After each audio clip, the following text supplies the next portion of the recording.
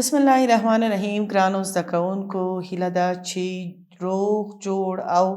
خوشحاله اوسئ. ګرانو زده کوونکو، انشاءالله چې په دې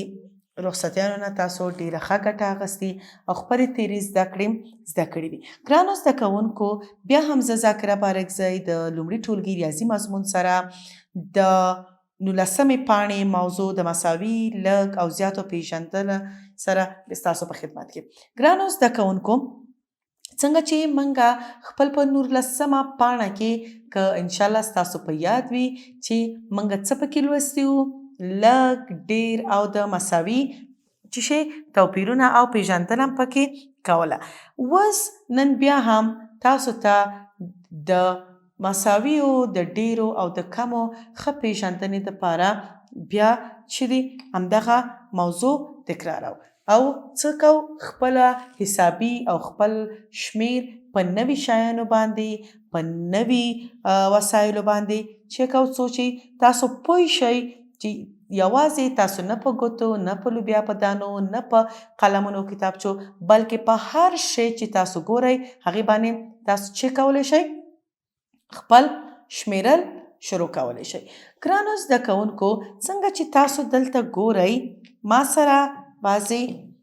شیان دي چې زه یعنی په دې هر شي کې هر څه چې منګه پیدا کړو په هغې باندې منګه خپل شمیر کولی شو. راځئ چې اوس خپل شمیر بیا ترسره کړو او وګورو چې بیا څنګه د مساوي او د ډیرو او کمو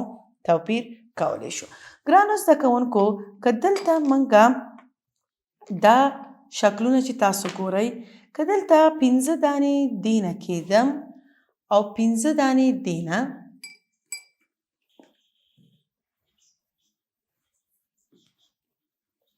ښه دې ته موږ څه ویلی شو؟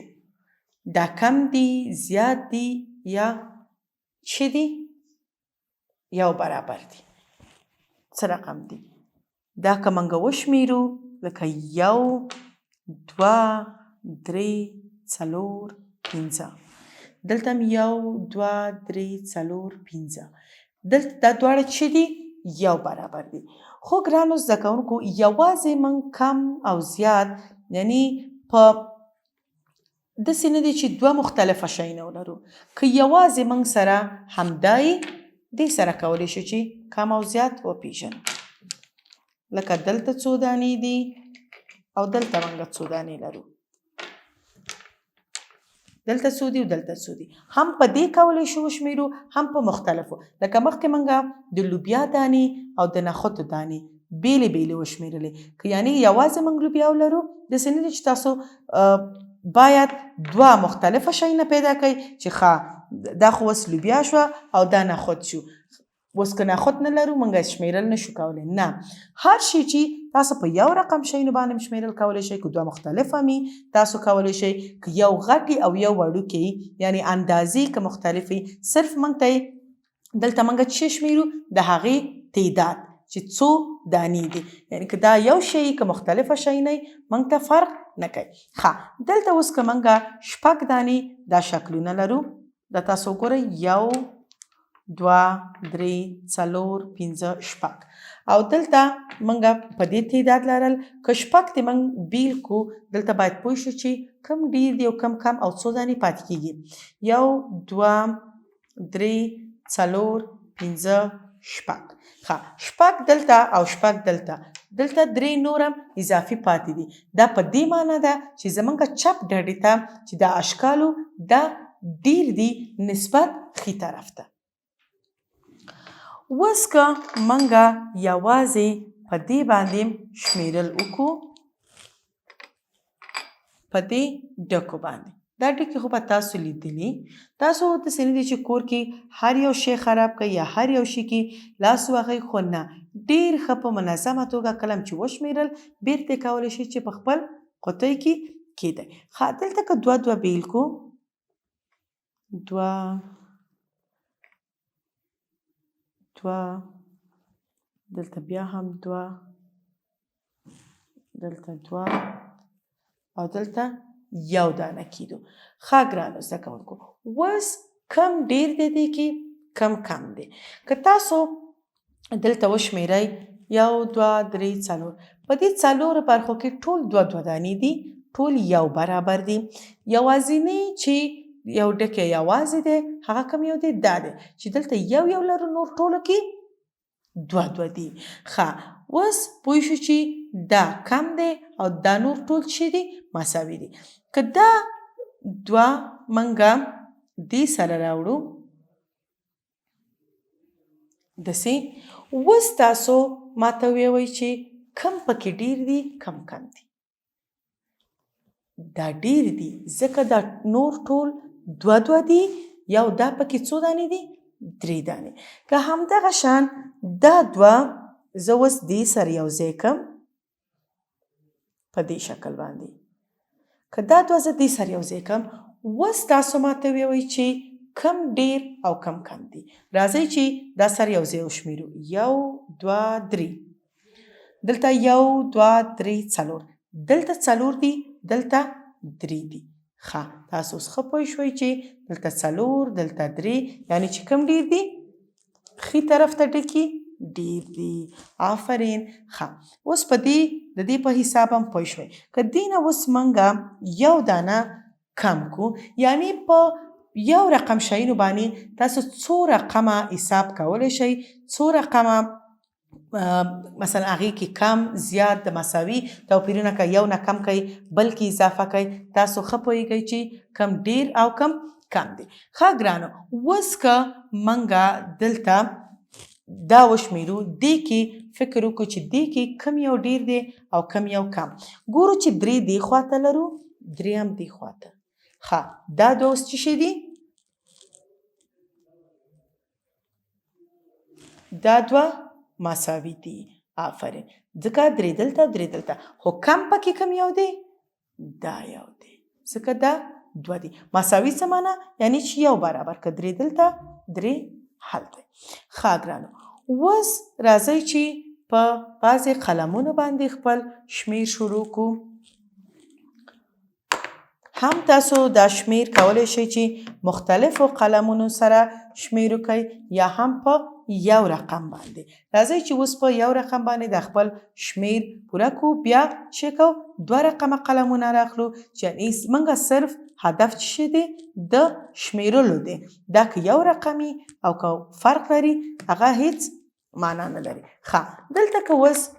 موږ وغواړو چې 3 دې خواته کېږو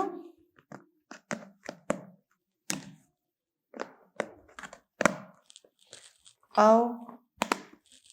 3 هم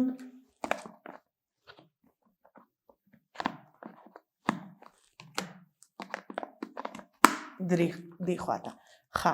دلته 3 دلته لرو او 3 دلته دې ته څه وایي مساوي چې تاسو به په وروستیو کې دغه د دې په علامه باندې پوه شئ چې مساوي څه رقم علامه ده او څه رقم باید چې ولیکل شي او په کوم ځای کې ولیکل شي یعنی کله چې تاسو دواړو طرف ته یو برابر علامې لرئ یو برابر اشکال او شکلونه لرئ تاسو به چې هغې منځ کې څه کوئ د مساوي علامه ولیکئ که چیرته زه یو قلم دلته اضافه کوم کوم یو طرف ډیر دی ښي طرف ډیر چپ طرف کم دی ښه ګرانو اوس تاسو ماته ووایئ دا تاسو شمیرئ زه 2 دانې نور دلته ډیرو اوس تاسو ووایئ چې کم ډیر دی کم دی ښي طرف څو دانې دي او چپ طرف څو دانې دا تاسو ته پرېږدم دا تاسو شمیرئ ما سره آفرین څو دانې دي او آفرین 4 آفرین ښه اوس دې طرف ته څو دانې دي او 3 5 آفرین اوس تاسو په دې حساب او په دې شمیرلو باندې پوه شوئ چې 4 دې طرف ته دي 5 دې طرف ته یعنی چپ طرف ته موږ ډیر قلمونه لرو ښه که چیرته دلته بیا هم یو دانه دلته اضافه کم او 2 دانې دې نه کم کم بیا کم طرف ډیر شو آفرین بیا چپ طرف کم شو ښي طرف ډیر شو ځکه دلته څو دانې پاتې شوې 1 2 3 4 5 6 دلته که دا ټولو شمیرو 6 و 8 دانې دي. په دې اتو کې 3 دانې چپ طرف ته دي او 15 دانې ښي خوا ته دي. ښه ګرانو زده کوونکو، اوس تاسو باید په دې پوه شئ چې کله تاسو د کم او زیاتو شمیر لرئ، دې دپاره هم تاسو علامه لرئ. لکه څنګه چې ما تاسو ته د مساوي دپاره ویلي چې مساوي علامه لرئ، همدغسې د لوی او د کوچني عددونو لپاره هم علامه لرئ چې هغه د دوه علامو په یا دوه عددونو په منځ کې لیکل کیږي. دا خپل عددونه دي، لکه دا چې حساب کوي 1 2 3 4 5 دلته باید کوم عدد ولیکئ 5 او که دا وشمیرئ 1 2 3 دلته باید کوم عدد ولیکئ 3. ښه چې دلته تاسو ته صرف یو نښه درښیم چې مساوي په دې شکل باندې لیکل کیږي، یعنی دوه یو برابر خطونه چې دغسې یو شکل لري. او که چیرته زمونږ تعداد یا عدد ډیری، یوه داسې علامه ورته ورکو چې دا خولای دی ډیر طرف ته چې شی بیرته او کم طرف ته چې علامه کمی هغه شی شاته، یعنی دې طرف ته شاته لیکل کیږي، چیرته چې د دې خوله بند دی. اوس ګرانو زده کوونکو، په دې پوهیږم چې تاسو انشاءالله نور په شمیرلو کې به هیڅ ستونزه ونه لرئ، ځکه موږ په څو شیانو باندې خپله چې وکړه شمیرل په څو شیانو باندې ترسره کړل. په دې دوی کې چې د نننۍ زده کړې نه تاسو څه اخیستي، تر څو چې بیا راتلونکي زده کړه بیا د ډیر کم او زیاتو مساوي په هکله کې تاسو په خدمت کې حاضرېږم. تاسو کوشش وکړئ چې خپل کور کې د هر شي حساب وکړئ او د کم او زیاتو توپیر پرې پوه شئ. تر راتلونکي زده کړې پورې بیا هم تاسو په لوی الله سپارم. خوشحاله، سوکاله او بریالي اوسئ.